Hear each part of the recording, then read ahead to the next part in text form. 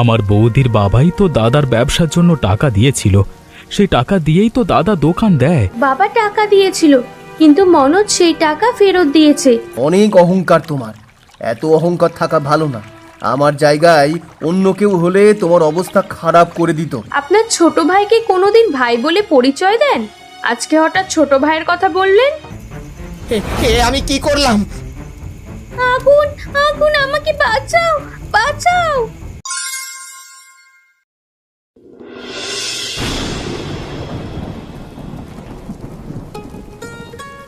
উফ, এই রান্নাঘরে বৃষ্টি হলে একেবারেই রান্না করা যায় না। মনে হচ্ছে আমি বাইরে গাছতলায় বসে রান্না করছি, এদিকে ভাতের হাঁড়ির মধ্যে জল পড়ছে। একটা কাজ করলে হয় না? রান্নাঘরের একপাশে গর্ত করে মাছ চাষ করব এবার থেকে, আর গর্তের চারপাশে লাল শাক লাগিয়ে দেব।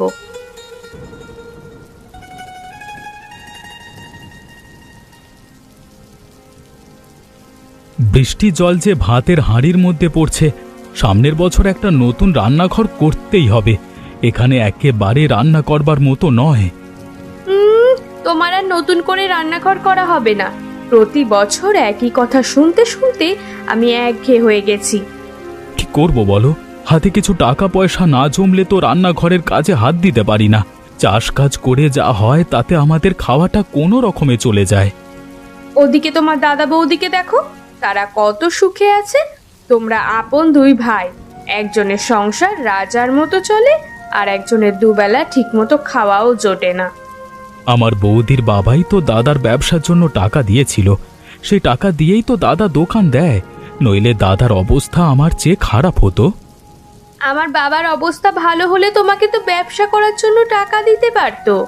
যাকে এসব কথা, তোমাকে একটা কথা বলার ছিল। আমাদের রান্নাঘরটা তো বেশ বড়। আমি সিদ্ধান্ত নিয়েছি রান্নাঘরের একপাশে একটা ছোট পুকুর করব, আর পুকুরের চারপাশ দিয়ে লাল শাকের বীজ লাগিয়ে দেব।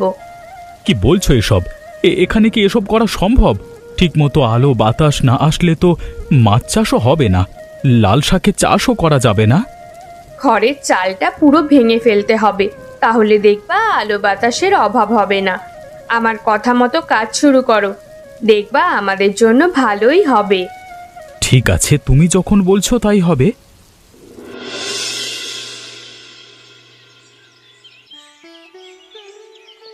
এবার দেখবা মাছ আর শাক বিক্রি করে আমাদের সংসার চলে যাবে, নতুন রান্নাঘরও তুলতে পারবো।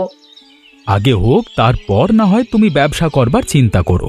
তোমার কথা শুনে আমাকে অদ্ভুত কাজ করতে হচ্ছে, লোকে দেখলে হাসাহাসি করবে। হাসাহাসি করলে করবে, আমাদের জমিতে যা খুশি তাই করতে পারি। তাতে যদি পাড়ার লোকেদের হাসাহাসি করতে ভালো লাগে, হাসবে।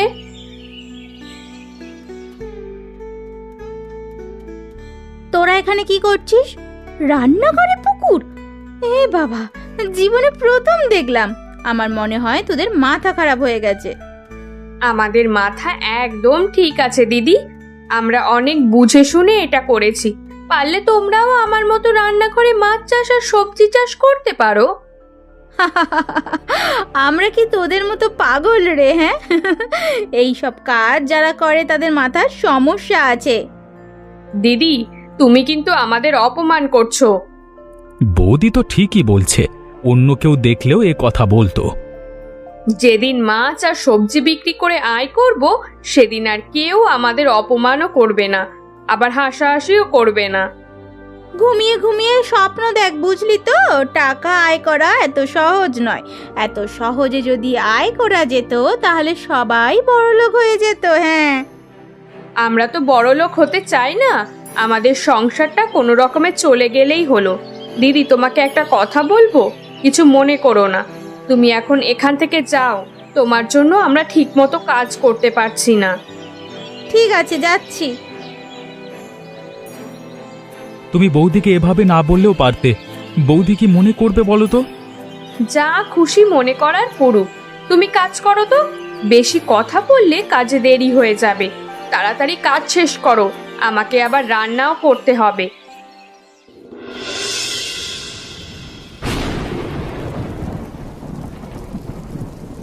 আমাদের বিক্রি প্রায় শেষের দিকে, ভালো দামেই বিক্রি করতে পারলাম। নীলিমা, আজকে তোমার বুদ্ধির প্রশংসা না করে পারছি না। তখন তো আমাকে কত কি বলেছিলে, এখন দেখবা আমাদের দেখা দেখি অনেকেই রান্নাঘরে সবজি চাষ আর মাছ চাষ করবে। দাদা, তুমি বাজার করতে এসেছো বুঝি? তোমার প্যাকেটটা দাও, তাজা মাছ আর লাল শাক নিয়ে যাও, আজকে আর বাজার করতে হবে না। তোরা এখানে মাছ আর শাক বিক্রি করতে এসেছিস? ছি ছি ছি ছি, তোদের জন্য দেখি আমার মান সম্মান থাকবে না। কেন দাদা, তোমার মান সম্মান থাকবে না কেন? আমরা তো চুরি করছি না, ব্যবসা করছি যাতে নিজের সংসারটা ভালো চলে।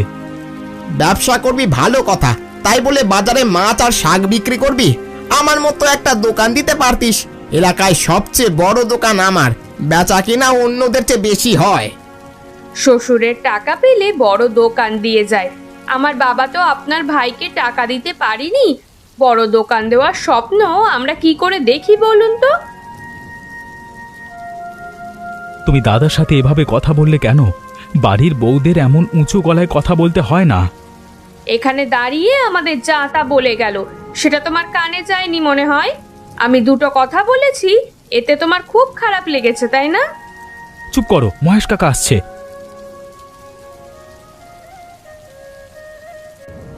তাজা মাছ আর শাক দেখছি। মাছ আর শাক যা আছে সব আমাকে দে। তাজা শাক মাছ সহজে পাওয়া যায় না, কত দাম দেব? 400 টাকা দাম হয় কাকা, তুমি আমাকে 350 টাকা দাও। তুমি নিজেদের লোক, তোমার কাছ থেকে বেশি নিই কি করে? হ্যাঁ, এই নে টাকা।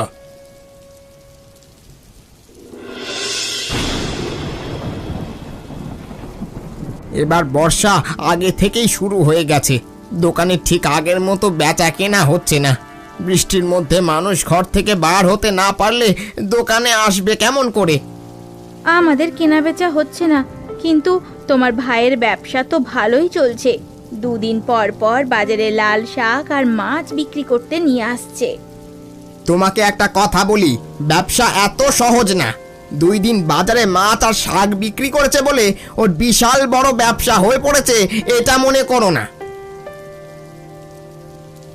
কুসুম, তুই এত রাতে এত দূর থেকে একা একা আসলি কেমন করে? মনোজ আসেনি? দিদি, আমি খুব বিপদে পড়ে তোমার এখানে এসেছি, আমাকে তুমি কিছুদিন থাকতে দেবে? তুই আমার একমাত্র বোন, আমার বাড়িতে যতদিন ইচ্ছা ততদিন থাকবি, কিন্তু তোর সমস্যাটা কি সেটা তো বলবি। দিদি, মনোজের সাথে আমার আর সংসার করা হবে না। একজন গরিব কৃষকের সাথে আমি আর থাকতে পারবো না। বাবা কেন যে আমাকে এমন একটা ভিখিরির সাথে বিয়ে দিল, তোরাও বাবাকে কিছু বললি না। মনোজ তো ভালো ছেলে, সবাই ওকে ভালো বলে। তাছাড়া বাবা ব্যবসা করার জন্য টাকাও দিতে চেয়েছিল। বাবা টাকা দিয়েছিল, কিন্তু মনোজ সেই টাকা ফেরত দিয়েছে। শ্বশুরের টাকা সে নাকি নেবে না। বেশি ভালো সাজতে গেছে বুঝলে, দুবেলা খেতে পায় না, তার আবার ফুটানি। শ্বশুরের টাকা নিলে কি জাত যাবে? কুসুম, তুই চিন্তা করিস না।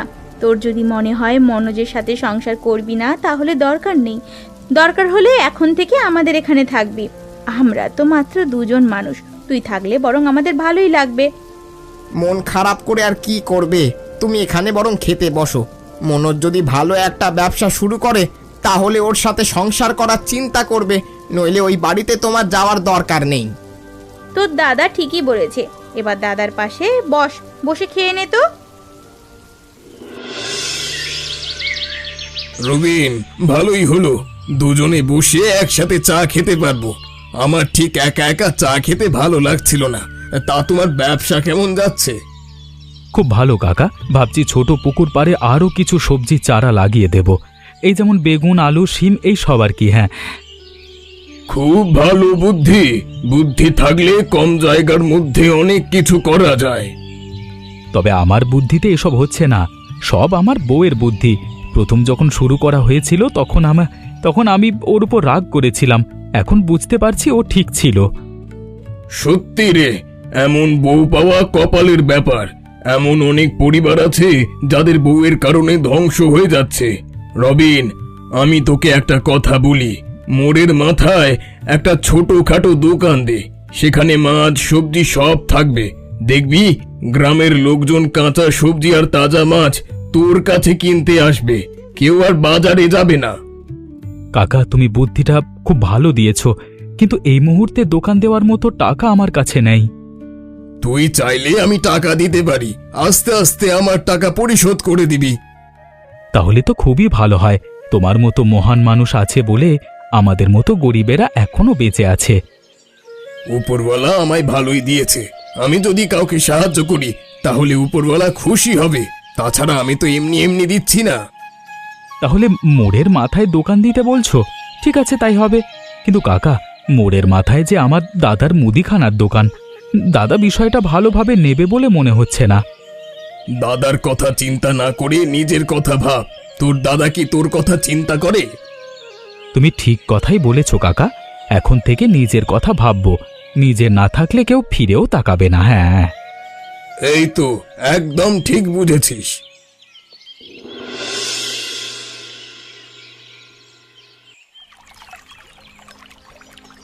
আমাকে এখানে আসতে বলে তুমি দেরি করে আসলে। 1 ঘন্টা ধরে আমি তোমার জন্য অপেক্ষা করছি। এখন বলো, কি জন্য আমাকে দেখা করতে বলেছিলে? আমি তোমাকে নিতে এসেছি, তুমি আমার সাথে বাড়ি চলো। দেখো কুসুম, এখন আমার কিছু নেই, এটা ঠিক, কিন্তু আমি একদিন অনেক কিছু করব। তুমি একবার আমার উপর ভরসা করে আমার সাথে চলো। কি করে ভাবলে আমি তোমার সাথে যাব? তোমার মতো ভিখিরির সাথে আমি একদিনও থাকতে চাই না। বাবা তোমাকে টাকা দিতে চেয়েছিল, কিন্তু তুমি টাকা নাওনি। শ্বশুরের কাছ থেকে টাকা নিব এই ধরনের মানসিকতা আমার নেই। আমি নিজে কিছু করতে চাই। আমি গরিব, তবে এমন তো না যে তোমাকে 2 বেলা খেতে দিতে পারবো না। তোমার মতো ছেলের সাথে বাবা কি দেখেছে আমার বিয়ে দিয়েছিল? তুমি এখন যাও তো এখান থেকে।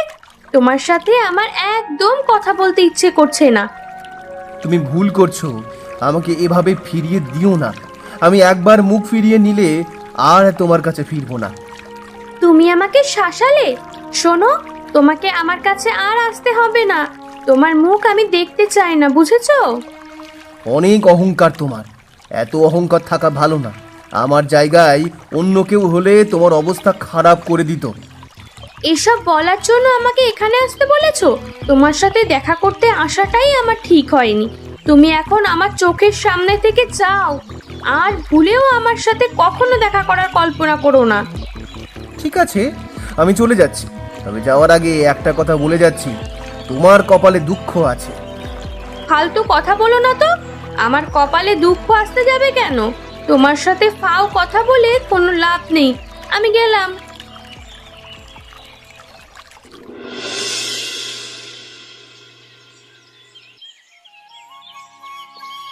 রান্নাঘরে মাছ আর সবজি চাষ করে এত লাভবান হব ভাবতেই পারিনি। মাছ চাষ করার পাশাপাশি বেগুন, আলু, পটল, লাউ, কুমড়ো, লাল শাক সব কিছু চাষ করতে পারছি। তবে মহেশ কাকা সাহায্য না করলে দোকানটা দেওয়া সম্ভবই হতো না। কাকার অবদান ভুলতে পারবো না কখনো। ব্যবসা খুব ভালোই হচ্ছে, তাই তো? আর এদিকে আমার দোকানে একটা খদ্দেরও আসে না।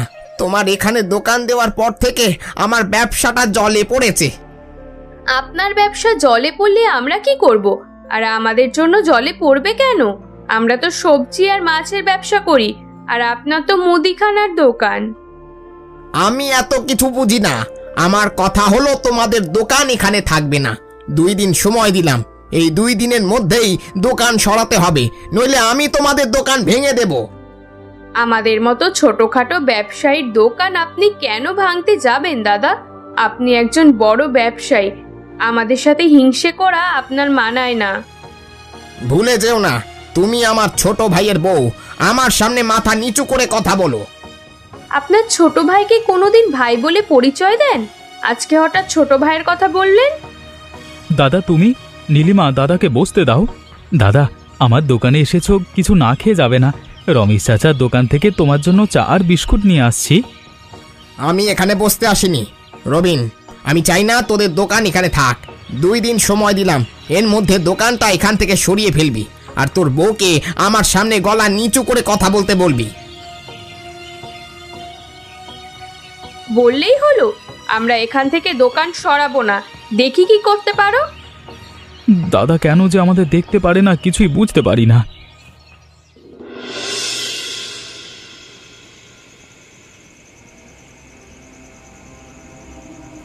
বলেছিলাম 2 দিনের মধ্যে দোকান সরাতে, কিন্তু আমার কথা শুনেনি। আমি ওর দোকান জ্বালিয়ে দেব। দিন দিন আমার অবস্থা খারাপ হচ্ছে, আর ওর উন্নতি হচ্ছে। চোখের সামনে ওদের উন্নতি কিছুতেই মেনে নেওয়া যায় না। দোকান জ্বালিয়ে দিলে তোমার অবস্থা আবার আগের মতো হবে তো? আগের মতো অবস্থায় ফিরে না আসলে আমি কিন্তু তোমার সাথে সংসার করতে পারবো না। কুসুম যেমন মনোজকে ছেড়ে চলে এসেছে, আমিও তোমাকে ছেড়ে চলে যাব। এই দিদি, কোথায় যাবি তুই? বাবা জায়গা দেবে না। আমি আগে বাবার ওইখানেই গিয়েছিলাম, বাবা জায়গা দেয়নি বলেই তোর বাড়িতে এসেছি। বাবা আমাকে কি বলেছে জানিস? বলেছে তোর দিদিও যদি কুবেরকে রেখে চলে আসে তাহলে তারও জায়গা হবে না। তাহলে এতদিন আমার কাছে টাকা ছিল বলে তুমি আমার সাথে ছিলে, এখন আমার ব্যবসা ভালো যাচ্ছে না বলে আমাকে ছেড়ে চলে যেতে চাইছো, তাই তো? তোমার আসল চেহারা আমি দেখতে পেয়েছি। আসলে তুমি লোভী, তোমার বোনও লোভী। এই, তুমি আমাকে লোভী বলবে না তো? লোভী বলবে না। বাবার যৌতুকের টাকা দিয়ে তুমি ব্যবসা শুরু করেছিলে, এই কথা ভুলে যাবে না, বুঝেছো? লোভী তো তুমি। আমি কি করলাম? আগুন, আগুন, আমাকে বাঁচাও, বাঁচাও। আর ভয়ের কিছু নেই, আগুন নিভে গেছে। আসলে রাগের মাথায় ছুঁড়ে ফেলতে গিয়ে তোমার গায়ে পড়েছে। বিশ্বাস করো, আমি এটা করতে চাইনি। আর একটু হলেই তো আমার বোন পুড়ে মারা যেত।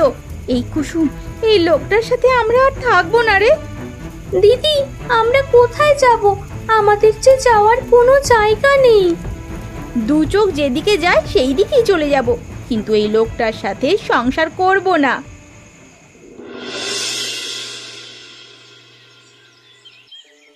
আমাদের কপালে যে এত সুখ আসবে আমরা ভাবতেই পারিনি। নীলিমা, তোমার জন্য সব হয়েছে। একা আমার জন্য কিছু হয়নি গো, তুমি পাশে না থাকলে কোনো কিছুই সম্ভব হতো না। তবে আরেকজন আমাদের পাশে সব সময় ছিল, ওনার কথা না বললেই নয়। মহেশ কাকা টাকা পয়সা দিয়ে আমাদেরকে অনেক সাহায্য করেছে। উনি এখনো আমার কাছে কিছু টাকা পায়। আজকে আসতে বলেছি, ওনার টাকাগুলো দিয়ে দেব। সব ঠিক আছে, কিন্তু আমার একটা ব্যাপার খুব খারাপ লাগে। দাদাকে ছেড়ে দিদি চলে গেছে। 1 মাস দিদির কোনো খবর নেই। দাদার ব্যবসাও আর চলে না। একা একা বাড়ি অনেক কষ্টে আছে। ওগো, একটা কাজ করলে হয় না? আমরা দাদাকে বাড়িতে নিয়ে আসি বরং। তোমার মনটা অনেক বড় গো। দাদা আমাদের সাথে যা করেছে, অন্য কেউ হলে দাদার সাথে কখনো যোগাযোগ করতো না। আর তুমি বলছো দাদাকে বাড়ি নিয়ে আসবার কথা? বেশ তো, আমরা আজকে বিকেলে গিয়ে দাদাকে নিয়ে আসবো। কাকা, এসো এসো, আমাদের সাথে চা বিস্কুট খাও। চা বিস্কুট এখন খাবো না, আমার একটা জরুরি কাজ আছে। রবিন দেখা করতে বলেছিল, তাই এলাম। এই রবিন, দেখা করতে বলেছিলি কেন? তোমার টাকাগুলো নাও। অনেক দিন ধরে ভাবছি দেবো, কিন্তু দেওয়া হয় না। আমার উচিত ছিল তোমার বাড়ি থেকে বাড়ি গিয়ে টাকাগুলো পৌঁছে দেওয়া, কিন্তু সময়ের অভাবে হয়নি গো। আরে পরে দিলেও পারতিস, আমার যখন প্রয়োজন হতো চেয়ে নিতাম। সে যাকগে, আমাকে এখন যেতে হবে। তোদের আরো উন্নতি হোক, এই প্রার্থনা সব সময় তোদের জন্য থাকবে। কাকা অনেক ভালো মানুষ, ওনার মতো মানুষ এই জগতে খুব কম আছে। শোনো, একদিন কাকাকে দাওয়াত করে খেতে দিলে হয় না? হবে না কেন? সময় করে একদিন কাকার বাড়ির সবাইকে দাওয়াত দেব। নীলিমা, আমাকে আবার দোকানে যেতে হবে।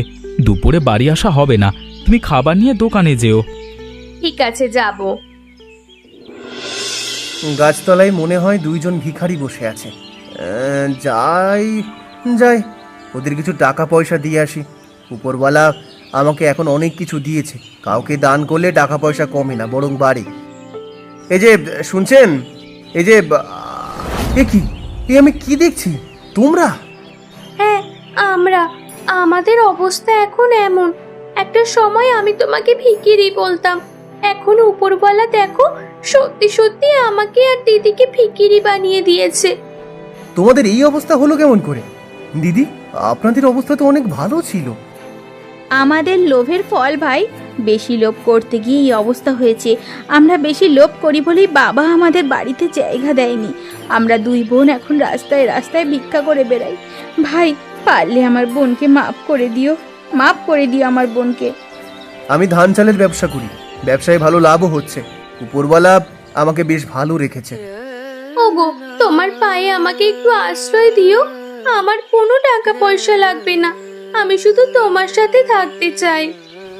দেখলে তো কি হতে গিয়ে কি হয়ে গেল। তুমি এখন আমার কাছে আশ্রয় ভিক্ষা চাইছো। আচ্ছা, তোমাকে মাফ করে দিলাম, আমার সাথে চলো। কোথায় যাব? আমার বাড়িতে।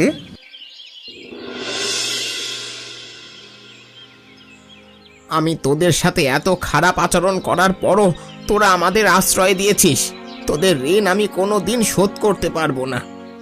এভাবে বলো না দাদা, বাবার পরে আমি তোমাকে স্থান দিয়েছি। তোমার বিপদে আমি পাশে দাঁড়াবো না তো কে দাঁড়াবে? লোভ আমাকে খারাপ মানুষে পরিণত করেছিল। এখন বুঝতে পারি লোভ করে কখনো ভালো থাকা যায় না। দাদা, আপনি আপনার ভুল বুঝতে পেরেছেন। সব সময় সৎ পথে চলার চেষ্টা করবেন, দেখবেন কোনো বিপদ আর আপনাকে ছুঁতে পারবে না। তুমি কেন এসেছো? তুমি একজন লোভী মানুষ। তোমার জন্য আমি নিজের ভাইকে কোনোদিন মানুষ মনে করিনি। ওগো, আমাকে তুমি মাফ করে দাও। আমার ভুল আমি বুঝতে পেরেছি। তুমি যেভাবে আমাকে রাখবে আমি আমি আমি সেইভাবেই তোমার সাথে থাকবো। ওগো, আমাকে মাফ করে দাও, তুমি মাফ করে দাও। তোমাকে আমি কিছুতেই মাফ করতে পারবো না। তোমার বাবার কাছ থেকে আমি যে টাকা নিয়েছিলাম দোকান বিক্রি করে শোধ করে দেব। তোমার কিছু শোধ করা লাগবে না, তুমি শুধু আমাকে আশ্রয় দাও। দোকান বিক্রি করতে হবে না, তোমার ব্যবসা আবার আগের মতো হবে। আমাকে শুধু একটু আশ্রয় দাও। দাদা, আপনি দিদিকে মাফ করে দিন। দিদি নিজের ভুল বুঝতে পেরেছে। আর দোকান বিক্রি করবেন না। ব্যবসা করতে গেলে মানুষের লাভ লোকসান হয়, তাই বলে ভেঙে পড়লে চলবে না। দাদা, দাদা বৌদিকে মাফ করে দাও। তোরা যখন বলছিস তাহলে মাফ করে দিলাম। আর একটা কথা, এখন থেকে সুখে দুঃখে দুই পরিবার একে অপরের পাশে থাকবো। একদম দাদা। আচ্ছা বলুন দেখি, আমি প্রথম দিন রান্নাঘরে ছোট পুকুর পাড়ে কিসের বীজ ছড়িয়ে দিয়েছিলাম? সঠিক উত্তর কমেন্ট করে জানাবেন। আর পরবর্তী গল্প দেখার জন্য আমাদের চ্যানেল সাবস্ক্রাইব করতে ভুলবেন না। ভালো থাকবেন, সুস্থ থাকবেন। ধন্যবাদ।